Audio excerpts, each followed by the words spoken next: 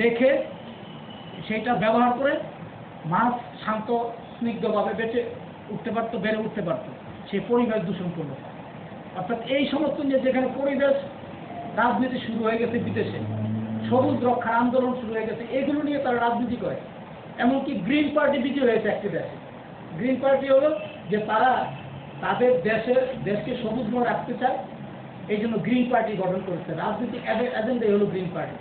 তারা সংসদে গিয়েছে, তাদের প্রতিনিধি সংসদে গিয়েছে, তাদের এজেন্ডা বাস্তবায়ন করেছে। আর আমাদের এখানে পরিবেশ ধ্বংস করার জন্য ক্ষমতাশীল দল হলে 100% আর বিরোধী দল হলে 80%। মানে এই ব্যাপারে তারা কই বুড়িগঙ্গা পুনরুদ্ধার করতে পারবে? 400 বছরের নগরী বুড়িগঙ্গার তীরে অবস্থিত ঢাকা, বিশ্বময় যা সুনাম, পারবে পুনরুদ্ধার করতে? পারবে না।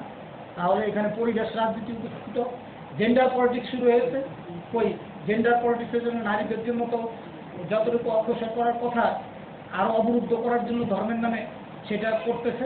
নিজেরা না পারছে তাদের বাম হাত, ডান হাত, পেছনের হাত সব দিয়ে করতেছে, কালো হাত দিয়ে করতেছে, অবরুদ্ধ করার চেষ্টা করতেছে। তারা বুঝতে পেরেছে নারী অর্ধেক ভোটার, নারীকে সহজে তার মানবীয় সংস্কৃতি থেকে বিচ্যুত করা যাবে না। নারী যদি এই জাতির দায়ভার গ্রহণ করে তাহলে দুর্নীতি মুক্ত হয়ে আরো অগ্রসর হয়ে যাবে, এটা লক্ষ্য করা গেছে। সুতরাং এইগুলোকে তারা ভয় পাচ্ছে। এই জন্য বাংলাদেশে যাতে নারী আর অগ্রসর হতে না পারে সেই জন্য এখন তিনি প্রস্তুতি নিচ্ছে। কিন্তু বাংলাদেশের নারী সমাজ এটা মেনে নেবে না। বাংলাদেশে নারী সংগঠন প্রচুর আছে, তাদের নেতৃবর্গ প্রচুর আছে, তারা কথা বলতে পারে, তাদের চোখ ফোটা, তারা নিজেরা উপার্জন করে, পরিবারের ভূমিকা পালন করে। এবং নারী এই দেশে মাতৃমৃত্যুর হার কমেছে, শিশু মৃত্যুর হার কমেছে, নারী উন্নয়নের রোল মডেল হয়েছে, নারী শিক্ষায় দক্ষিণ এশিয়ার মধ্যে সর্বোচ্চ অবস্থানে আছে। সুতরাং নারীর অগ্রযাত্রাকে রুখে দিতে পারবে না। তাহলে রাজনীতি করা দরকার উন্নয়নের লক্ষ্যে, যে আমি এতটা উন্নয়ন করব। রাজনীতির অর্থই হলো যে নারী উন্নয়ন করো, জেন্ডার পলিটিক্স করো, এইভাবে করো। এনভায়রনমেন্টাল পলিটিক্স করো, যে বন্যা কীভাবে রোধ করা যায়, পরিবেশ দূষণ থেকে কীভাবে রোধ করা যায়, সবুজের কীভাবে বিস্তার করা যায়, এই সমস্ত এগুলো নিয়ে তারা রাজনীতি করতেছে না। যুবকদেরকে কীভাবে বেশি পরিমাণে চাকরি দেওয়া যায়, চাকরিতে অবস্থান করানো যায়, সেগুলো করো। তারা করবে, তা না করে তারা কি করতেছে? যুবকদেরকে, বেকার যুবকদেরকে রাজনীতি কাঁচামাল হিসাবে ব্যবহার করে ছোবরা হিসেবে ফেলে দিচ্ছে। এটা তো হতে পারে না। একটা দেশে বেকার জনগোষ্ঠী এভাবে রেখে দেশকে তো উন্নত করা যায় না। অর্থাৎ আমরা তরুণ নেতৃত্বের কথা বলি, কিন্তু তরুণদেরকে আমরা সঠিক নেতৃত্ব দিয়ে তাদেরকে ইতিবাচকভাবে বিকশিত করার আয়োজনগুলো অবরুদ্ধ করে দিচ্ছি। সেটা হতে পারে না। এখন মানব দান হিসেবে যে সমস্ত মাদ্রাসার ছাত্র, কলেজ স্কুলের ছাত্র, বিশ্ববিদ্যালয়ের ছাত্র তাদেরকে ব্যবহার করছে, হ্যাঁ, তাদের মধ্যে অনেক ক্ষোভ আছে, বঞ্চনা আছে।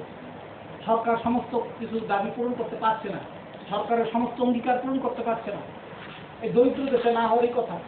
কিন্তু কতগুলো আদর্শিক প্রশ্নে আমরা লক্ষ্য করেছি যে এই মুক্তিযুদ্ধের সপক্ষে শক্তি যদি না থাকে তাহলে পরিণতি আরো ভয়াবহ হবে। দীর্ঘদিন পর এই বৃহৎ রাজনৈতিক দল বুঝতে পেরেছে বাম দলের একাত্মতা ছাড়া, ক্ষুদ্র দলগুলির সাংস্কৃতিক একাত্মতা ছাড়া এই দেশে আমরা নিজেদের রাজনীতি বিস্তার করতে পারবো না। এটা বুঝতে পেরেছে বলেই তারা পরস্পরের সহায়ক হয়েছে এবং এই রাজনীতির ধারায় জোটবদ্ধ হয়েছে। জোট একটা হয়েছে 18 দলীয় জোট, আর একটা হয়েছে 14 দলীয় জোট। জোট বড় কথা নয়, বড় কথা হলো নেতৃত্বের প্রশ্নে, আদর্শের প্রশ্নে, গণকল্যাণের প্রশ্নে, সংবিধানের প্রশ্নে, গণতন্ত্রের প্রশ্নে ঐক্যবদ্ধ আছে কিনা। আমাদের যে বড় যে রাজনৈতিক দলগুলোর কথা বলছেন, তো এদিকে দেখেছি যে স্যার আমাদের যে পারফর্মিং আর্টের যে ক্ষেত্রগুলো রয়েছে সেখান থেকে তাদের জনপ্রিয়তাকে পুঁজি করে তারা সংসদে নিজেদের আসন বাড়ানোর একটা চেষ্টা করেছে, এটা আমরা দেখেছি। তো এটা কি আপনি মনে করেন যে নেতৃত্ব একটা অনেক একটা দাবি প্রবণ, কারণ যাদের নিয়ে আসা হচ্ছে স্যার এখানে চেষ্টা আছে খুব দক্ষ ঠিক আছে, তাদের অনেকেই এরকম নেতৃত্ব দেখেছি যে তাদের কোনো পলিটিক্যাল ব্যাকগ্রাউন্ড ছিল না, বা তারা কোনো সংগঠন করে আসা ওরকম। বুঝতে পেরেছি, আপনার কথাটা আমি বুঝতে পেরেছি। কথাটা এটা আমি কিছুক্ষণ আগে যেটা বললাম যে কালচারাল মানে পলিটিক্স, এটা হলো কালচারাল পলিটিক্স, এটা হলো কালচারাল ভ্যালু সিস্টেমের মধ্যে একটা নারী হোক একটা পুরুষ হোক থেকে নিজের উচ্চতা অর্জন করেছে নিজস্ব সংগ্রাম, ধৈর্য এবং পরিশ্রমের মাধ্যমে। সেই অবস্থানটাকে, সেই ইমেজটাকে পণ্য হিসাবে রাজনীতিতে ব্যবহার করা হচ্ছে। এটা কিন্তু একটা সাংস্কৃতিক পণ্য, যে সংস্কৃতির উপাদান হিসেবে তিনি দীর্ঘদিন ধরে গণমানুষের একটা সাংস্কৃতিক আইকন, তাকে নেওয়া হচ্ছে কেন? রাজনীতিতে কি অপদার্থের অভাব আছে? তাকে নেওয়া হচ্ছে কেন? এই সাংস্কৃতিক পণ্যটাকে কেড়ে নেওয়া হচ্ছে জনগণের কাছ থেকে। তবে অনেকে সাহসের পরিচয় দিচ্ছে যে আমি এমপি হই আর যাই হই, আমি কিন্তু গান থাকতে পারবো না, আমি এমপি হই আর যাই, আমি কিন্তু সংস্কৃতি থাকতে পারবো না। এই জায়গাটা আমার একটা প্রশ্ন ছিল, যদি শব্দের মাধ্যমে কালচারাল আন্দোলনে চাবুকের বড় একটা পজিশনে এসে উনি গণপ্রতিনিধি হিসেবে উনি সংসদে রাজনৈতিকরা কোনো নেতৃত্বে এসেছেন। সেটাকে আমি কখনোই নেতৃত্বভাবে দেখতে চাই না। হ্যাঁ, আমি পজিটিভলি দেখব। এবং উনি ওখানে সংসদে যদি প্রতিনিধি হয়ে আমাদের জন্য, যদি সাধারণ মানুষের জন্য যদি উনি কিছু করতে পারে, সেক্ষেত্রে রাজনীতিতে আমাদের সাবজেক্টে ছিল সেটাই, রাজনীতিতে সংস্কৃতির প্রভাবটা ফলপ্রসূভাবেই হবে আমি মনে করি। এখন তারা তাদের যোগ্যতা মতো তাদের অবস্থানগত কারণে তারা যদি সেটাকে নেতিবাচক দিকে নিয়ে যায় কিংবা ব্যক্তিগতভাবে নিশ্চিত করে, সেক্ষেত্রে আমাদের আসলে বুঝতে পেরেছি আপনার কথাটা। মানে এইটা কিন্তু পৃথিবীর বহু রাষ্ট্র আছে যেটাকে বলে পাওয়ার পলিটিক্সে পেশাজীবীদের সংগঠন। তারা কিন্তু এই আমাদের মতো ওই যে আমজনতা ভোট দিল তারপরে কাকে মন্ত্রী করবে খুব দৌড়ঝাঁপ করে দেয়, সেটা না। অর্থাৎ পেশাগত রাজনীতিতে হলো পেশাগত সংগঠনের ভিত্তিতে তাদের প্রতিষ্ঠা মানে প্রাতিষ্ঠানিকভাবে তাদের নেতৃত্ব সৃষ্টি করে। যেমন সংস্কৃতির গোষ্ঠীর প্রতিনিধি, শিক্ষকদের প্রতিনিধি, তারপরে গার্মেন্টসের প্রতিনিধি, এইভাবে কিন্তু পেশাজীবী রাজনীতি উজ্জীবিত হয়। যার ফলে হয়েছে কি পরবর্তী পর্যায়ে তাদের প্রতিনিধিত্ব সংসদে এবং ক্ষমতার রাজনীতিতে এনশিওর করে। নিশ্চিত করলে কি হবে, তাদের পেশাগত যে সমস্ত দাবি দেওয়া আছে, পেশাগত সমস্যা আছে এবং পেশাগত যে সমস্ত মানে উন্নয়ন করা যায় সেগুলোর প্রশ্নে তারা নিরাপদভাবে সরকারের সঙ্গে কাজ করে। বাজেট করার ক্ষেত্রে ভূমিকা রাখে, সরকারকে সহায়তা করার ক্ষেত্রে ভূমিকা রাখে, পেশাজীবী লোকদেরকে একসঙ্গে একজোট হয়ে কাজ করার ক্ষেত্রে ভূমিকা রাখে এবং উন্নত দেশগুলোতে কিন্তু সুফল পাওয়া গেছে। যে কথাটা বললেন যে পজিটিভভাবে দেখছি, হ্যাঁ সেটা তারা পজিটিভভাবে নিচ্ছে। কারণ আগেই তো বলেছি যে একজন সাংস্কৃতিক ব্যক্তিত্ব আইকন হয় তার নিজস্ব মেধায়, নিজস্ব প্রচেষ্টায়। এখানে কিন্তু সরকার তাকে লুফে নিচ্ছে, লুফে তো নিবে। সংস্কৃতি নেতৃত্বের শূন্যতা আছে, টাকা দিয়ে তো নেতা হবে না। মানুষকে কি বুঝাবে যে আমার দলের মধ্যে একজন এরকম আইকন আছে, একজন আসাদুজ্জামান নূর আছে, একজন কবুল সারোয়ার আছে, একজন ওই মমতাজ গায়িকা মমতাজ আছে, এরকম অনেকেই আছে। হ্যাঁ, যার ফলে কি হচ্ছে, তাদের ভাবমূর্তিটা একটু উঁচু হয়। এটা পৃথিবীর উন্নত রাষ্ট্রগুলিতে আছে না? অভিনেতাকে মার্কিন যুক্তরাষ্ট্রে রাষ্ট্রপ্রধান হননি, রেগান কি রাষ্ট্রপ্রধান হননি? তারপর অনেকেই হয়েছে, এরকম ভাবে জানি। ওই অধ্যাপনা করতে অক্সফোর্ড ইউনিভার্সিটিতে তাকে বলেছে আপনি চাকরি ছেড়ে দেন, কন্ডোলিজা রাইস বলেছে আপনি মন্ত্রিত্ব জয়েন করেন। কারণ উনি মার্কিন যুক্তরাষ্ট্রের রাজনৈতিক নীতি নির্ধারকদের একজন, অর্থাৎ তিনি মার্কিন একজন রাষ্ট্রীয় গবেষক। এই রাষ্ট্র কীভাবে চলবে, বিশ্বের সঙ্গে তার কী সম্পর্ক হতে পারে।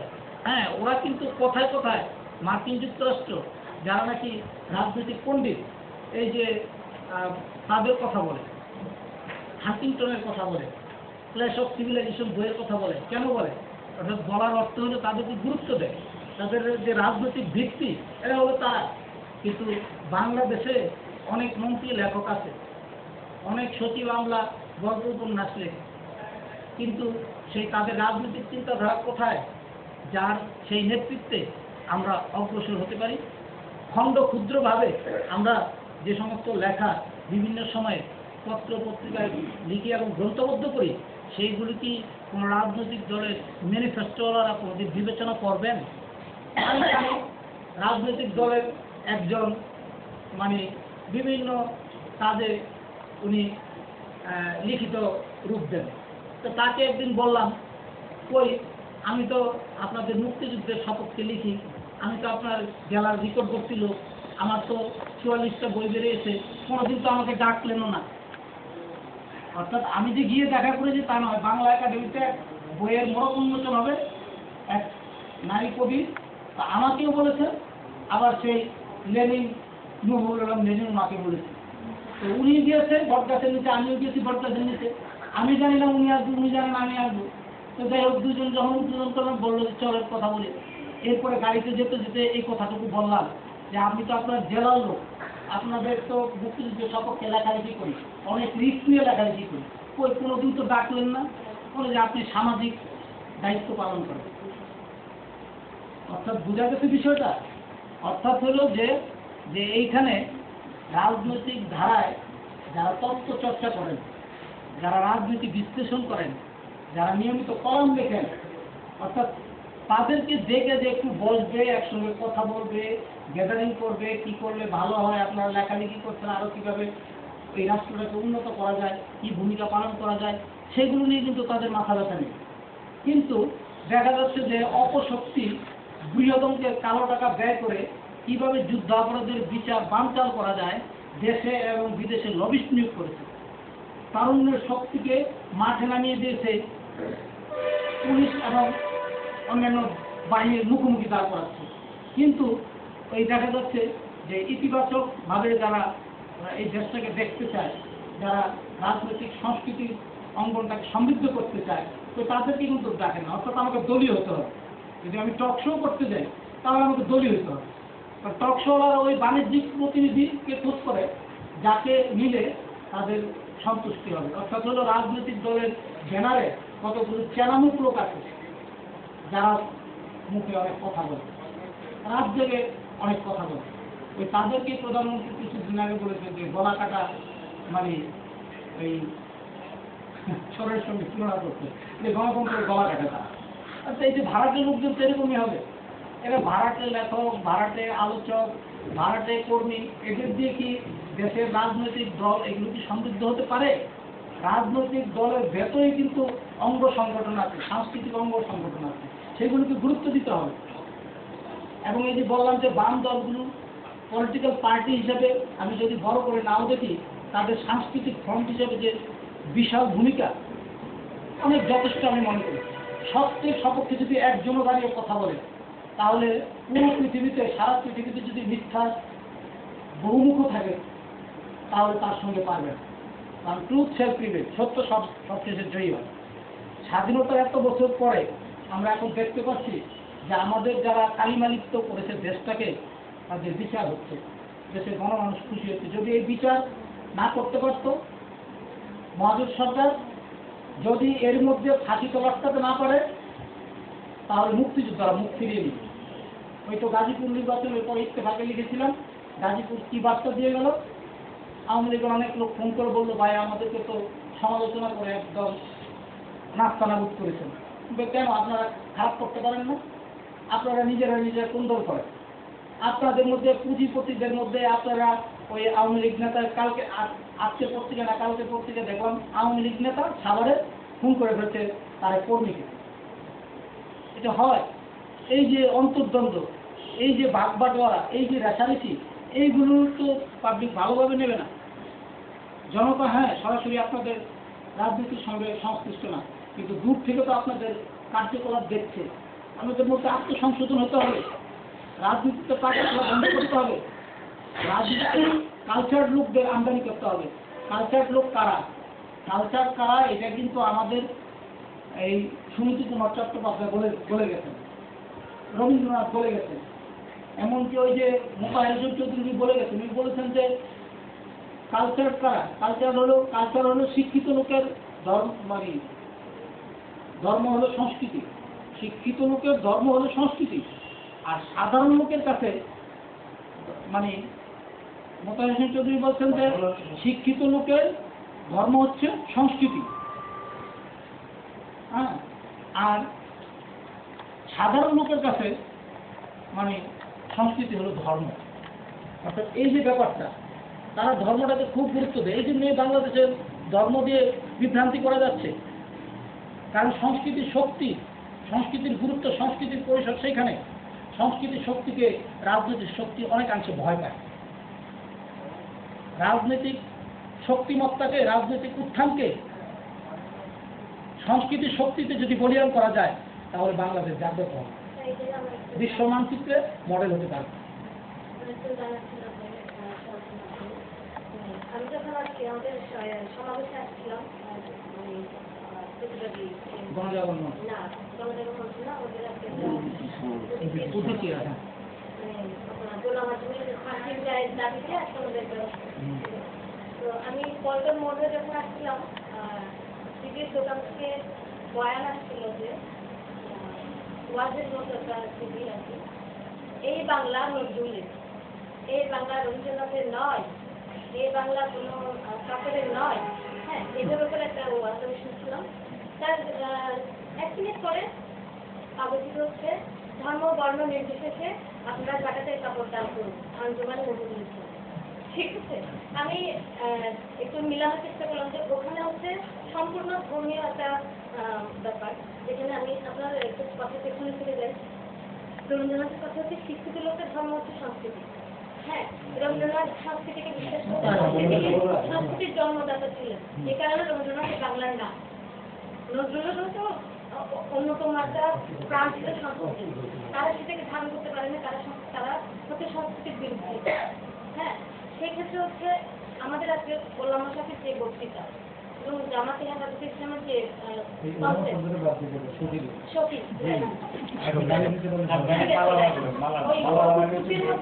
ওরা যে ধর্মগুলো পালন করতেছে, যে বয়ানগুলো করছে, যে ওয়াজগুলো করছে, এটা কোনো কালচার হতে পারে না। এবং আমার প্রশ্ন এটাই যে তারা আজকে প্রসিকিউশনে আছেন আমাদের শ্রদ্ধেয়, আমার খুব পছন্দের একজন নারী তুলিন আসল। আমার মনে হয় যে ওনাদের টার্গেট ওখানেও আছে এবং তাদের একটা কোর্টের ভবিষ্যতের সাথে তার নারীকে ছিল না। হ্যাঁ, এবং আমরা কেন এখনো পর্যন্ত তার বিরুদ্ধে কোনো প্রকার কি বলে পদক্ষেপ নিতে পারলাম না? পদক্ষেপ নিতেই হবে। এই যে চিত্রাঙ্গদা থাকবে, এই ক্ষেত্রে সরকারের ভূমিকাটা কোথায়? সরকার কি পরিমাণ মানে কেমনে ধৈর্য দিচ্ছে, কেমনে মানে তাকে জবাবদিহি কেন করছে? সরকার হয়েছে কি, সরকারের তো একটা সাংগঠনিক রূপ আছে, সরকারের নিরাপত্তা ফোর্স আছে, বিভিন্ন সরকারের বিভিন্ন ফ্রন্ট আছে। পাশাপাশি দেখা যাচ্ছে আমরা আজকে পুলিশ আমাদেরকে মাইক্রোফোন ইউজ করতে দেবেন না। হ্যাঁ, আমরা আজকে যুদ্ধপরাধী বিচার নিয়ে কথা বলতে আসছি। হ্যাঁ, জাগরণ মঞ্চে পুলিশ ডেলিগেশন আমাদের সমাবেশে লাঠিপেটা করতেছে। পাশাপাশি ওলামা সাহেবকে কোনো প্রকার কোনো ধরনের নির্লিপ্ত তারা ভূমিকা পালন করছে কেন? সরকার ভয় পায় এই দেশের পাবলিকগুলোকে সেন্টিমেন্টালি, অর্থাৎ তাদেরকে এমন নেগেটিভ দিকে ব্যবহার করছে। নেগেটিভ দিকে ব্যবহার করছে মানে এদের কথা এত বেশি পরিমাণে শুনে। এই যে মাদ্রাসার মধ্যে অপকর্ম ধরা পড়ছে বারবার, অর্থাৎ দেখা যাচ্ছে মাদ্রাসার মধ্যে তারা তাদের কোনো সংস্কৃতির বিকাশ নেই এবং এইগুলির মধ্যে আধুনিক কোনো শিক্ষা নেই। হ্যাঁ, ওই আলিগড় বিশ্ববিদ্যালয়ে তো অনেকে লেখাপড়া করেছেন, তারা তো এরকম হয়ে বেরিয়ে আসেন নাই। ভারতে তো এখনো ওই যে সমস্ত মাদ্রাসা আছে আধুনিকায়ন হয়েছে, সেগুলোর মধ্যে তো মুসলিম ছাত্র পড়াশোনা করে, হিন্দু মুসলিম সকল ছাত্র পড়াশোনা করে সেখানে, হিন্দু ছাত্র পড়াশোনা করে সেখানে মাদ্রাসার মধ্যে। তা আমাদের এখানে তো হিন্দু টিচার মাদ্রাসায় ঢুকতে পারে, এখানে তো মানে মাদ্রাসার মধ্যে আধুনিক শিক্ষা দরকার। এই যে ওদেরকে বঞ্চিত করে রাখা হচ্ছে। মাদ্রাসা বোর্ড, এই সরকার যে একটা শিক্ষানীতি দিল, এই শিক্ষানীতিটা একটা যুগান্তকারী শিক্ষানীতি, কিন্তু ওই মাদ্রাসার লোকদেরকে দিয়ে নীতিমালা তৈরি করলো, তারপরেও হয় বিতর্কিত। তাদের মতামত নিয়ে তাদেরই প্রেসক্রাইবকৃত আবার সরকার তাদেরকে বিতর্কিত করে। এই যে একটা সরকারকে কিন্তু উল্টা বোঝাচ্ছে, নিজেও অনেক সময় ঠিক মতো বোঝায়। তারপর যেমন নারী নীতি একটা হলো, খুব লোক উনি মারা গেছে, উনি কি ওনার স্লোগান কি যে আমরা হবো তালেবান, বাংলা হবে আফগান। আফগান ভিয়েতনাম করে বাংলাদেশকে মডেল করতে চায়। এবং উনি নারী নীতি না পড়েই, নারী নীতিতে ধর্মের কোনো কথাই নেই, আমি পড়েছি, ধর্মীয় কোনো শব্দই নেই, নারী উন্নয়নের কথা আছে মাত্র। সেইটাকে টার্গেট করে উনি একদিন হরতাল পালন করলেন। এবং শুধু তাই নয়, একজন উপদেষ্টাকে হুমকিও দিলেন তিনি, ওই যে রাশেদাকে চৌধুরী। প্লাস ওই যে সম্মেলনে গেল আন্তর্জাতিক নারী বর্ষে, সেইখানে থেকে আগমনের পরও সেই পররাষ্ট্রমন্ত্রীকে এবং নারীকে ধমক দিল। তাকে গ্রেপ্তারের কিন্তু আওয়াজ উঠেছিল, হয় নাই। আপনি যেটা বলছেন যে শফি, এই শফিতে তো গ্রেফতারের আওয়াজ উঠেছে, তো তাকে তো গ্রেফতার করছে না, হেলিকপ্টারে করে ভয় পাচ্ছে। অর্থাৎ এই যে অজ্ঞদের সেলিনা ওজনের একটা সাক্ষাৎকারে একটা লাইন আমি পড়লাম উপরে, সেটা আমার কাছে ভালো লাগলো, যে এই লোকটা যে এত বছরের পুরনো মন মানসিকতা আধুনিক যুগে বসবাস করে, এটা আমার জানা ছিল না, যে কী করে তার মুখ দিয়ে এই সমস্ত কথা হয়।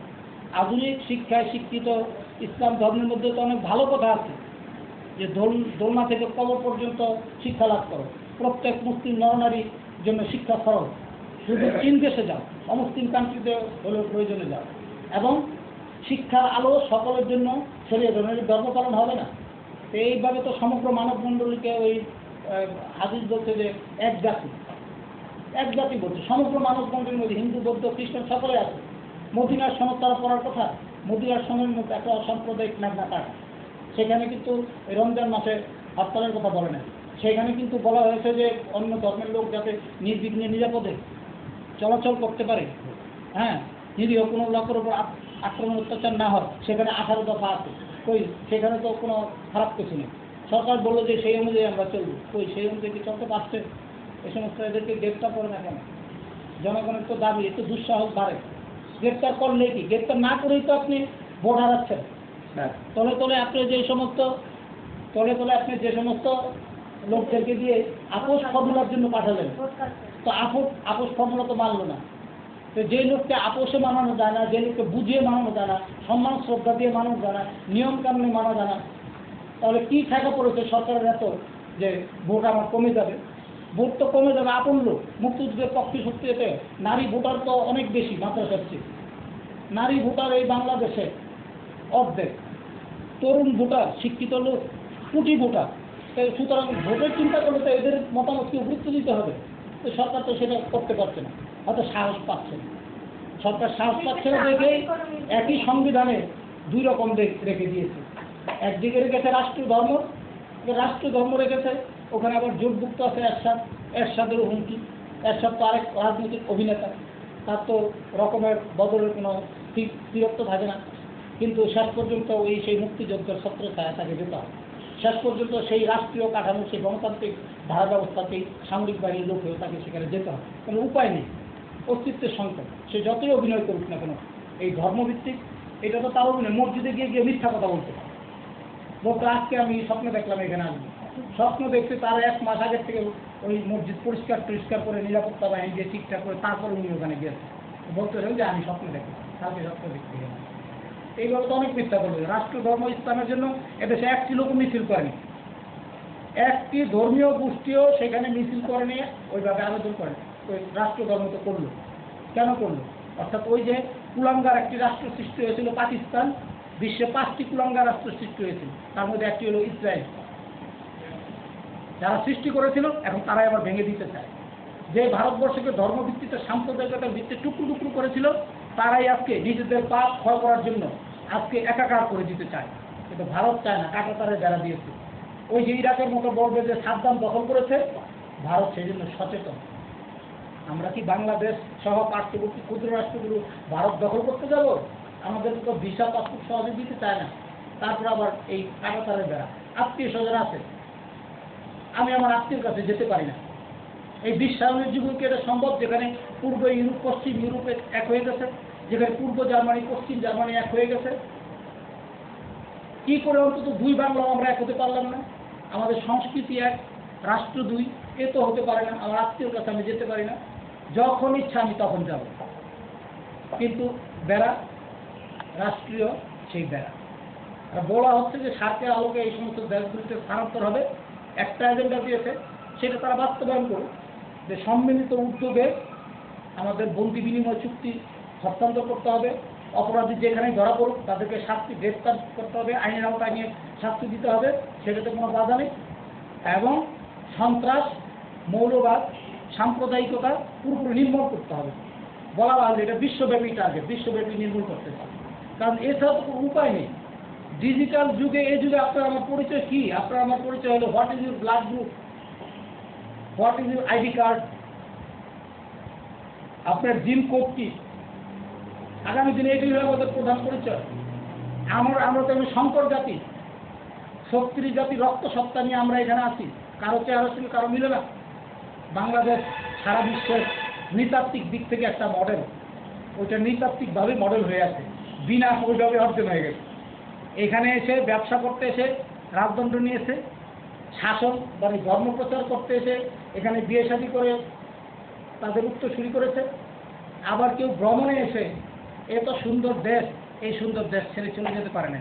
আবার কেউ কেউ কিন্তু আটকাও করছে, আটকা মানে ওই আসছে বর্ষাকালে, দেখা গেল যে এই 6 মাস বর্ষাকালে আর বেরোতে পারে না, একটা সামান্য শাঁখো দেওয়ার মতো বুদ্ধিমত্ত বাঙালি নেই। এইরকম একটা ওই লক্ষণ সেন্ডে ওই শুনছে যে 17টা ঘোড়া আসতেছে, ওই আওয়াজ শুনছে ভাতের থাল ছেলে দৌড়ছে, আর কয়টা সৈন্য আসছে, কয়টা কি কয়টা কামান আসছে আগে দেখি না, সেটা দেখার কোনো ই নেই। যে এত ভীত, এত আতঙ্কিত যে মনে করছে যে কি এসে করছে, কোন দেশ থেকে এসে করছে। অর্থাৎ এই যে রাজনৈতিক দূরদর্শহীনতা, আমাদের এই সংস্কৃতি ওই আবদ্ধ থেকে এখন আমরা বেরিয়ে আসতে পারি নাই।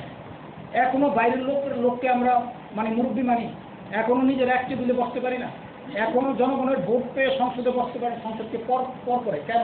সংসদ তোমার অধিকার, সেখানে যদি সরকার তোমার কথা বলে, বিরোধী দলের কথা বলার রাইট আছে। বিরোধী দলের উচ্চকণ্ঠ তো আমি দেখি মাঝে মাঝে অনেক আলোচনার কথা বলে, মাঝে মাঝে বলে, কিন্তু সেটা জনগণ বিচারক, জনগণের কি বড় বিচারক?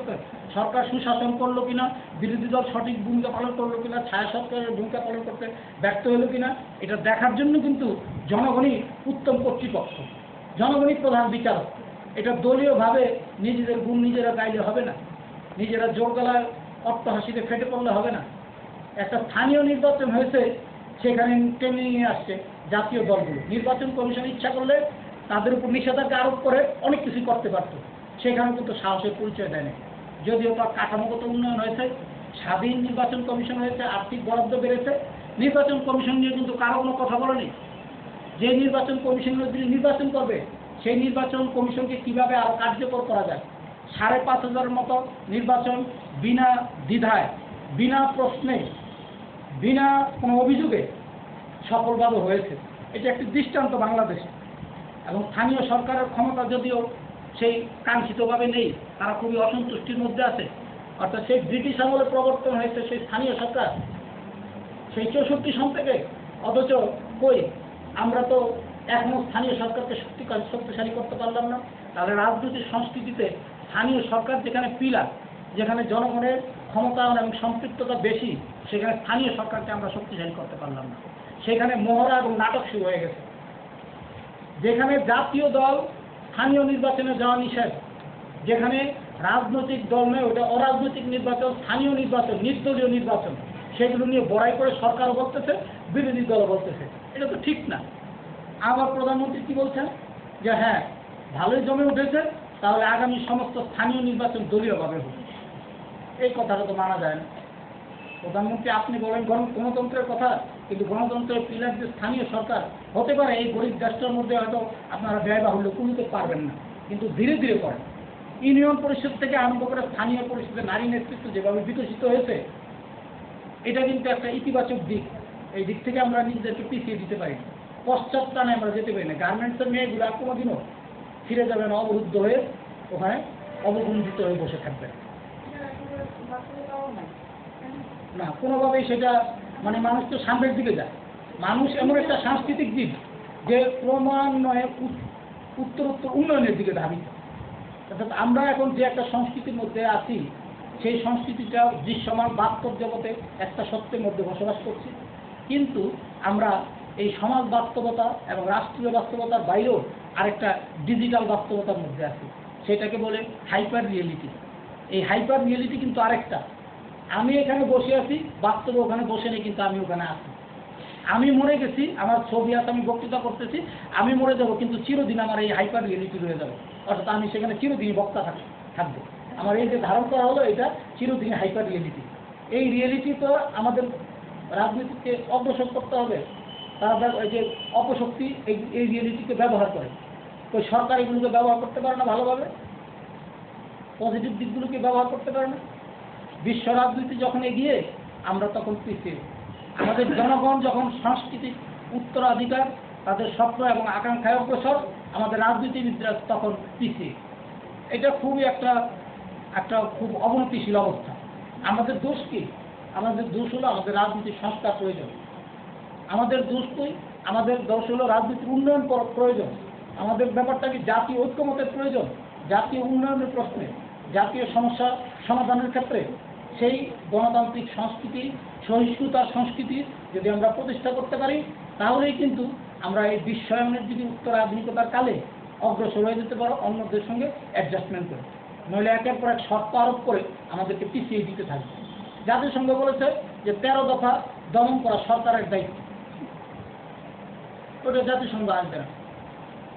জাতিসংঘের যে চার্টার আছে সেখানে নারী উন্নয়নের কথা বলা আছে, উপজাতীয়দের কথা আছে, মাইনরিটিসদের কথা আছে, সমস্ত ধরনের কথা আছে, নারীর কথা আছে, বঞ্চিত পুরুষদের কথা আছে, দুর্বলদের কথা আছে, সমস্তদের কথা আছে। কাজে জাতিসংঘের সদস্যভুক্ত রাষ্ট্র এইগুলো আমাদের মান্য করতে হবে। এবং সাংবিধানিকভাবে পৃথিবীতে প্রায় 210টির মতো রাষ্ট্র আছে যাদের সংবিধান আছে, এগুলো ভালোভাবে চলুক, এটা জাতিসংঘ চায়। সুতরাং জাতিসংঘ সহজে হস্তক্ষেপ করতে চায় না। জাতিসংঘ হস্তক্ষেপ করলে তো বলবে যে এটা আমেরিকার শক্তি। হ্যাঁ, আমেরিকার শক্তি জাতিসংঘ। জাতিসংঘে যখন হাত উঠায় তখন আমেরিকা উঠায় 64টা, বাংলাদেশ উঠায় 1টা। তার শক্তিমত্তা তো অবশ্যই আছে, কিন্তু সেই শক্তিমত্তাকে আমরা যে সমস্ত চুক্তি করি সেই চুক্তির মাধ্যমে আমাদের ন্যায্যতা রক্ষা করতে হবে। যেমন বাম দলগুলো এবং বাম চিন্তাধারার লোকগুলো প্রতিহত করে দিয়েছে না, কি গ্যাস ব্লক প্রতিহত করে দেয়নি? ওই যে আন্দোলন গড়ে উঠেছিল সাঁওতাল বিদ্রোহ, সেই ফকির সন্ন্যাস বিদ্রোহ, এবং এর পরবর্তী পর্যায়ে আমাদের দেশে কি বিদ্রোহ হয়নি? কিছুদিন আগে হয়নি? উপজাতীয়রা সেগুলি টলারেট করেছে? করে নাই। কিন্তু সত্যের আওয়াজটা তুলতে হবে, অর্থাৎ আমাদের আত্মরক্ষার আন্দোলনটা তুলতে হবে। তারা বড় বলে যা ইচ্ছা তাই করবে তা তো হয় না। এই আন্দোলন সচেতন মানুষ মাত্রই করবে। সেটা একটা যত ক্ষুদ্র দল হোক, সাংস্কৃতিক প্রতিনিধি হোক, নারীর প্রতিনিধি হোক, এই বিশ্বায়নের রাজনীতি, উত্তরাধিকারের রাজনীতিতে বড় দল বলে কোনো কথা না। ছোট দল, ছোট মুখপত্রও কিন্তু অনেক বড় আকারে তুলতে পারে এই ডিজিটাল রিয়েলিটিতে। অর্থাৎ হলো যে আমরা এখন সাবলটার স্টাডিজের চর্চা করছি। সাবলটার স্টাডিজ কি? এতদিন পর্যন্ত আমরা শুনেছি রাজার ইতিহাস, এখন আমরা এইটাকে পুনর্গঠন করে যাচ্ছি। সেটা কি? যে আমাদের নিম্ন বর্গীয় ইতিহাস, যারা শ্রম শক্তি দিয়েছে, যারা এই রাষ্ট্রের ইতিহাস সৃষ্টি করেছে, নেপথ্য শক্তি হিসেবে যারা ছিল, তাদেরকে সামনের সারিতে নিয়ে আসতে হবে, ইতিহাস নতুনভাবে লিখিত হবে। এই সত্য উপলব্ধি করে গায়ত্রী চক্রবর্তী স্পিভাক অনেক লেখা লিখেছে। আমাদের এখানে যে গৌতম ভদ্র, বাংলাদেশের লোক, কলকাতা বিশ্ববিদ্যালয়, উনি ভলিউম লিখেছে, 10-12 ভলিউম লিখেছে। এভাবে কিন্তু অর্থাৎ চিন্তার ধারার মধ্যে থেকে আমরা যা অর্জন করতে চাই সেটাকে পলিটিক্যাল ব্যানারে নিয়ে আসার জন্য হলেও আমাদের কণ্ঠকে মানে উচ্চারণটাকে স্তব্ধ যাতে না হয় সেটাই চালিয়ে যেতে হবে। মানে প্রতিবাদ যতই ক্ষুদ্র হোক, সত্য যত একজনই বলুক, সেটা সত্য সত্যি। হ্যালো হ্যালো হ্যাঁ, দোতলায় আছি, এখনো বক্তৃতা চলছে। হ্যাঁ, দোতলায় আসতে পারো। একজন সাংবাদিক এক পক্ষে, দেরি হয়ে গেছে একটু। জি বল। সভাপতির মাধ্যমে স্যারের বক্তব্যে যে কোথার থেকে ধর্ম তালাশ করে পাচ্ছি না, সমাধান উনি দিচ্ছে আর বক্তব্য উনি রাখতেছে, কিন্তু ধরার মতো জায়গাটা পাচ্ছি না। আমি প্রথম থেকে একটু কথা বলবো। জাতির জনক বঙ্গবন্ধুর নেতৃত্বে আমরা মুক্তিযুদ্ধ করেছি। বঙ্গবন্ধু প্রথমেই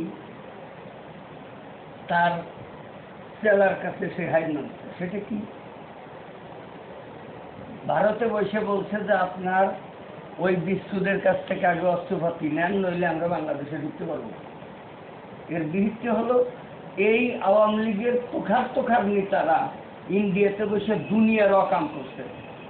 আর দেশ স্বাধীনের পর যদি এরা বাংলাদেশে থাকে, অস্ত্র জ্ঞাতে থাকে, আসার সাথে ওদের শুট করে দেবে।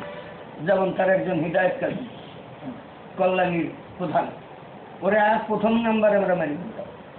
এরকম কি করলো? বঙ্গবন্ধু বললো নির্দেশ থানা কমান্ডার একটা 7 ইয়ার জন্য দিয়ে দিলাম, আমরা হয়ে গেলাম নিরস্ত্র।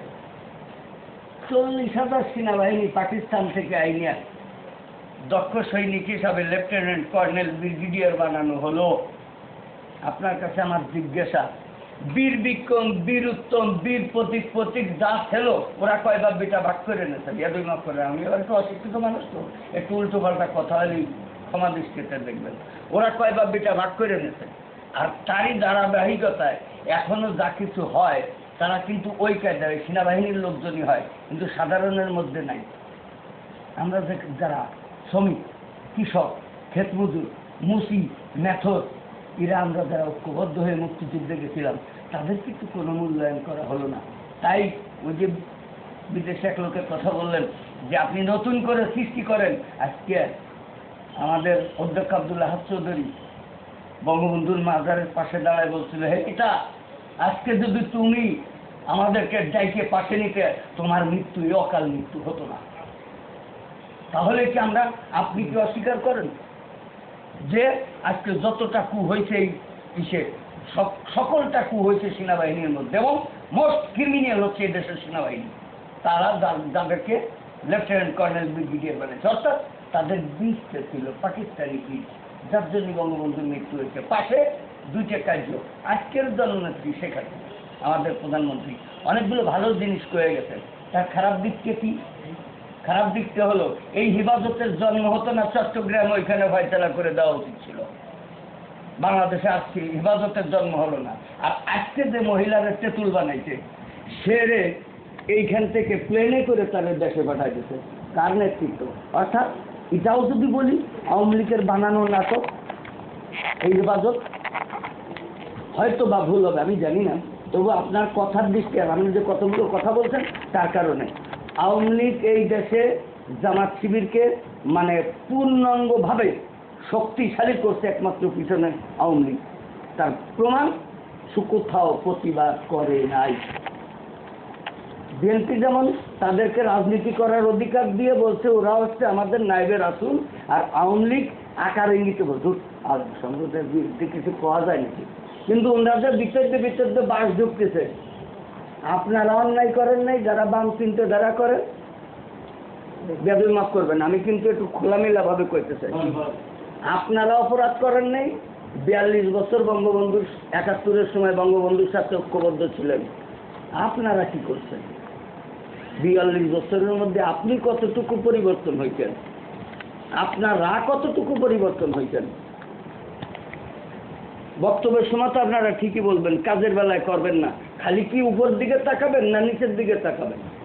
আমি কিন্তু প্রথম ধন্যবাদ যে উনি যে প্রশ্নটা তুলেছেন যে ইন্দিরা গান্ধীর সঙ্গে একটা ডায়ালগ ওই কথোপকথনে বঙ্গবন্ধুতে আছে, আর সৌদি আরবের বাদশাহ বিন আবদুল্লাহ ফয়সাল তার সঙ্গে একটা ডায়ালগ আছে। সেখানে বঙ্গবন্ধু বারবার ইন্দিরা গান্ধীকে বলছেন যে আপনার সৈন্য কবে নেবেন। উনি যতই বলছেন যে এখনো সময় হয়নি, তাকে বলছেন যে না, নির্দিষ্ট ডেট দিতে হবে, এই ব্যাপারে আমার চাপ আছে, জনগণের চাপ আছে। উনি কার বুদ্ধিতে পরামর্শ করেছেন? ইন্দিরা গান্ধী বলছেন যে এখনো নিরাপত্তার খাতিরে এই দেশে অবস্থান করার প্রয়োজন আছে, আমাদের এখানকার সৈন্য প্রয়োজন আছে। সেই লৌহ মানবী, বিশ্বব্যাপী লৌহ মানবী হিসেবে তিনি পরিচিত, যিনি এই স্বাধীনতা যুদ্ধের জন্য জনমত তৈরি করেছেন। তিনি কি দেশ দখল করার জন্য সৈন্যকে বিলম্বিত করতে চাচ্ছিলেন? উনি তো, ওনার একটা রিপোর্ট আছে, কিন্তু ওনাদের কিন্তু বড় পার্শ্ববর্তী বড় একটা রাষ্ট্র হিসেবে দায়িত্বশীলতা আছে, এবং তাকে সাস্টেইন করার জন্য, শেখ মুজিব এবং তার এই রাষ্ট্রকে সাস্টেইন করার জন্য তার একটা দায়িত্বশীলতা আছে। কারণ আপনারা জানেন যে 1 কোটি লোকের দায়িত্ব ইন্ডিয়া গ্রহণ করেছে, 1 কোটি লোকের দায়িত্ব গ্রহণ করেছে শরণার্থী হিসেবে। আমিও শরণার্থী ছিলাম। হ্যাঁ, কি না আপনার কথার সাথে একটাই যোগ দেই, খালি ইন্দিরা গান্ধী কিন্তু এতে সহযোগিতা করে নাই,